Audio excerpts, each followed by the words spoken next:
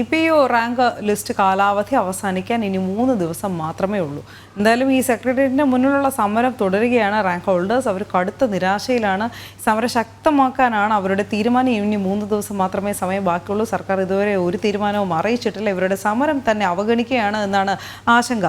അതോടൊപ്പം തന്നെ കഴിഞ്ഞ ദിവസം നമ്മളോട് പ്രതികരിക്കവേ അവർ പറഞ്ഞ ഒരു കാര്യമുണ്ട്. ഞങ്ങളുടെ പ്രതിഷേധം അല്ലെങ്കിൽ തീരുമാനം അറിയിക്കുന്നത് ഇത്തവണത്തെ തെരഞ്ഞെടുപ്പിലൂടെ ആയിരിക്കും, വോട്ട് ചെയ്തിട്ടായിരിക്കും. നമ്മുടെ ഇന്ന് ഈ തത്സമയ ലൈവ് സ്ട്രീമിങ്ങിൻ്റെ താഴെ പ്രേക്ഷകരുടെ കമൻസ് തന്നെ വായിക്കുമ്പോൾ അവരുടെ പ്രതികരണങ്ങളിൽ ഏറ്റവും പ്രസക്തമായി ഒന്ന് വായിക്കാനുള്ളത് ശ്രീ രാജേന്ദ്രൻ എഴുതിയിരിക്കുന്നതാണ്. പൊതുജനങ്ങളെ പ്രതികരിക്കാൻ പറ്റിയ അവസരം വന്നിരിക്കുന്നു വോട്ടിലൂടെ എന്ന്.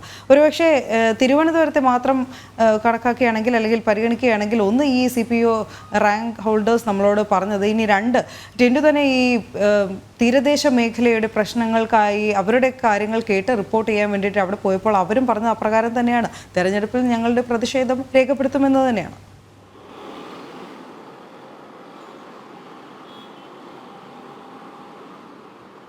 തീർച്ചയായും ഇതിൽ ഏറ്റവും പ്രധാനമായി പറയേണ്ടിയുള്ളത് 530/2019 PSC ലിസ്റ്റിൽ വരുന്ന ഉദ്യോഗാർത്ഥികളാണ് സെക്രട്ടേറിയറ്റ് മുന്നിൽ കഴിഞ്ഞ 50 ദിവസമായിട്ട് സമരം ചെയ്തത്. പല രീതിയിലുള്ള പ്രതിഷേധ പരിപാടികൾ ഇവർ സംഘടിപ്പിച്ചിട്ടുണ്ട്. സ്വന്തം രക്തമൂറ്റി ബക്കറ്റിലൊഴിച്ചു വെള്ള തുണി കൊണ്ട് മുക്കി ആ രക്തപതാക വരെ ഇവിടെ ഉയർത്തിക്കൊണ്ടുള്ള അത്ര രീതിയിലുള്ള പ്രതിഷേധ പരിപാടി സംഘടിപ്പിക്കുന്നു. മണ്ണ് തിന്നു, മുട്ടിലിഴഞ്ഞു, കുരിശ് ചുമന്നു. അപ്പോൾ ഈ 50 ദിവസത്തിനുള്ള വിവിധ തരം ഈ 50 ദിവസത്തിൽ വലിയ രീതിയിലുള്ള പ്രതിഷേധ പരിപാടികൾ അല്ലെങ്കിൽ പ്രതിഷേധമാണ് ഈ CPO റാങ്ക് ഹോൾഡേഴ്സിൻ്റെ ഭാഗത്തുണ്ടായിട്ടുള്ളത്. നമുക്കറിയാം, ഇനി ലിസ്റ്റ് അവസാനിക്കാൻ ഏതാണ്ട് 3 ദിവസം മാത്രമാണ് ബാക്കി നിൽക്കുന്നത്. CPO റാങ്ക് ഹോൾഡേഴ്സിൻ്റെ കാര്യം മുഖ്യമന്ത്രി വാർത്താ സമ്മേളനം നടത്തുന്ന സമയത്ത് മാധ്യമപ്രവർത്തകർ ആവർത്തിച്ച് ചോദിച്ചതാണ്. അപ്പോഴും പറയുന്നത് CPO റാങ്ക് ലിസ്റ്റിൽ ഇനി നിയമനങ്ങളൊന്നും നടത്താനില്ല, ലിസ്റ്റിൽ നിന്നും പരമാവധി നിയമനങ്ങൾ നടത്തി കഴിഞ്ഞു, ബാക്കിയുള്ളവരെ പരിഗണിക്കാൻ മറ്റു നിവർത്തിയില്ല എന്നുള്ള അല്ലെങ്കിൽ അത്തരത്തിലൊരു ഒരു നിലപാടില്ലാത്തൊരു മറുപടിയായിരുന്നു മുഖ്യമന്ത്രിയുടെ ഭാഗത്തു നിന്നുണ്ട്. അപ്പം നമുക്കറിയാം ഈ വിഷയത്തിൽ സർക്കാരിൻ്റെ നിലപാട് എന്താണെന്ന് മുഖ്യമന്ത്രിയുടെ ആ വാർത്താ സമ്മേളനത്തിൽ നിന്ന് മനസ്സിലാവുന്നതാണ്. പക്ഷേ ഈ അതായത് ഈ ലിസ്റ്റിൽപ്പെട്ടവർക്ക് നിയമനം നൽകുക എന്നത് സർക്കാരിൻ്റെ ഉത്തരവാദിത്വമാണ്. ഏറ്റവും പ്രധാനപ്പെട്ട കാര്യമെന്ന് പറയുന്നത് ഏതൊക്കെ സ്ഥാപനങ്ങളിൽ ഏറ്റവും പ്രധാനപ്പെട്ട കാര്യമെന്ന് പറയുന്നത് ഒഴിവുകൾ ഈ CPO റാങ്ക് ലിസ്റ്റുമായി ബന്ധപ്പെട്ട് അല്ലെങ്കിൽ ഒരു ലിസ്റ്റ് പ്രസിദ്ധീകരിച്ചു കഴിഞ്ഞാൽ ആ ലിസ്റ്റിനകത്ത് എത്ര പേരുണ്ടോ അവർക്ക് പരമാവധി നിയമനം നൽകുക എന്നതാണ് സർക്കാർ നിയമം, അതുപോലെ തന്നെ PSCയുടെ നിയമം. പക്ഷേ ഈ വരുന്ന ഒഴിവുകൾ സമയാസമയം PSCയിൽ റിപ്പോർട്ട് ചെയ്യുന്നുണ്ടോ എന്ന് നമ്മൾ മനസ്സിലാക്കേണ്ടത്. കാരണം CPO റാങ്ക് ലിസ്റ്റിനെ സംബന്ധിച്ചിടത്തോളം ആഭ്യന്തര വകുപ്പ് കൈകാര്യം ചെയ്തത് മുഖ്യമന്ത്രിയാണ്. അപ്പോൾ ഇത്തരത്തിൽ ഏതൊക്കെ മേഖലകളിൽ ഈ CPOകളായിട്ട് വരുന്ന ആൾക്കാരുടെ ഒഴിവുകൾ വരുന്നുണ്ടെന്ന് മുഖ്യമന്ത്രിയുടെ വകുപ്പ് വ്യക്തമായി PSCയിൽ റിപ്പോർട്ട് ചെയ്തിട്ടുണ്ടോ എന്ന് മനസ്സിലാക്കും. നമുക്കറിയാം, തിരഞ്ഞെടുപ്പാണ് വരുന്നത്. തിരഞ്ഞെടുപ്പിന് തെക്കൻ കേരളത്തിൽ തന്നെ വടക്കൻ കേരളത്തിൽ തന്നെ 2000-ലധികം ഈ CPO കോൺസ്റ്റബിൾമാരാണ് ആവശ്യമായിട്ടുള്ളത്. അതോടൊപ്പം തന്നെ മധ്യ കേരളത്തിലും തെക്കൻ കേരളത്തിലും സമാനമായ രീതിയിൽ അധികമായിട്ടുള്ള ഉദ്യോഗസ്ഥരെ ആവശ്യം വരുന്നുണ്ട്. ഇപ്പോൾ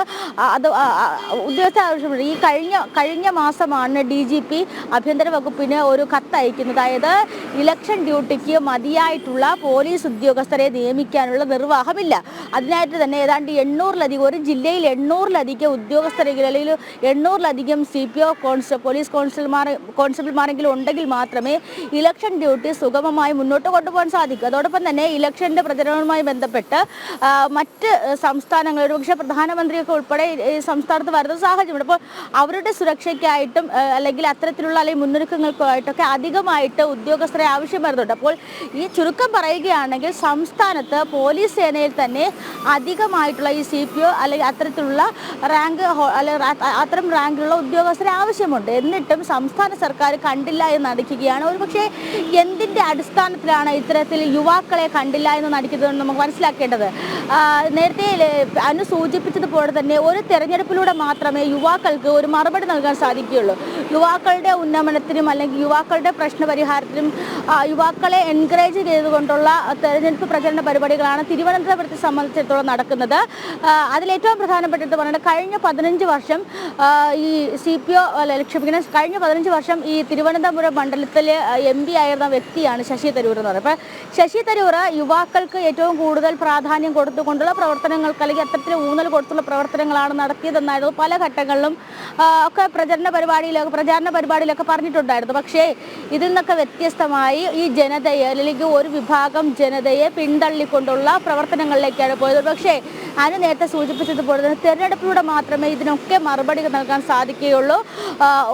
ഒരു രാജ്യത്തിൻ്റെ പുരോഗതിക്ക് അല്ലെങ്കിൽ ഒരു സംസ്ഥാനത്തിൻ്റെ പുരോഗതിക്ക് ഏറ്റവും കൂടുതൽ ആവശ്യം യുവാക്കളുടെ ബുദ്ധിയും ആരോഗ്യവുമാണ്. പക്ഷേ ആ യുവാക്കളുടെ ബുദ്ധിയും ആരോഗ്യവും ഒരു സംസ്ഥാന സർക്കാരിൻ്റെ കെടുകാര്യസ്ഥത മൂലം ഇല്ലാതാകുന്ന അവസ്ഥയാണ് നമ്മൾ കാണുന്നത്. 50 ദിവസം ഒരു രാജ്യത്തിന് വേണ്ടി അല്ലെങ്കിൽ ഒരു രാജ്യത്തിന് വേണ്ടി അവരുടെ ബുദ്ധിയും ആരോഗ്യവും ഉപയോഗിക്കേണ്ട യുവാക്കളാണ് 50 ദിവസമായിട്ട് നിരാഹാരം പോലുള്ള സമരവുമായി സെക്രട്ടേറിയറ്റിന് മുന്നിൽ കിടക്കുന്നത്. സെക്രട്ടേറിയറ്റ് ഭരണ തലസ്ഥാനത്തിന് മുന്നിൽ ഇത്രയ്ക്ക് 50 ദിവസമായി കിടക്കുക എന്ന് പറയുന്നത് തന്നെ അത് നമുക്ക് എത്രമാത്രം മാനവ വിഭവശേഷി നമുക്ക് എത്രമാത്രം നഷ്ടമുണ്ടായിട്ടുണ്ടെന്ന് മനസ്സിലാക്കേണ്ട കാര്യമുണ്ട്. അപ്പോൾ പ്രാക്ടിക്കലായിട്ട് അല്ലെങ്കിൽ ചിന്തിക്കാത്ത ഒരു സർക്കാരിൻ്റെ മുന്നിൽ, ഒരു കഴിവുകെട്ട സർക്കാരിൻ്റെ മുന്നിൽ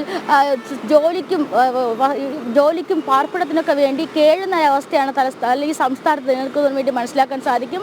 ഒരു പക്ഷേ അടിച്ചമർത്തപ്പെടുവാനോ ഒരു വിഭാഗത്തിൻ്റെ ശബ്ദം സർക്കാരിൻ്റെ കെടുകാര്യസ്ഥത മൂലം അടിച്ചമർത്തപ്പെടുകയാണെന്ന് വേണം പറയുക. ഏതായാലും 3 ദിവസം മാത്രമാണ് ഈ ലിസ്റ്റ് അവസാനിക്കാൻ നിൽക്കുന്നത്.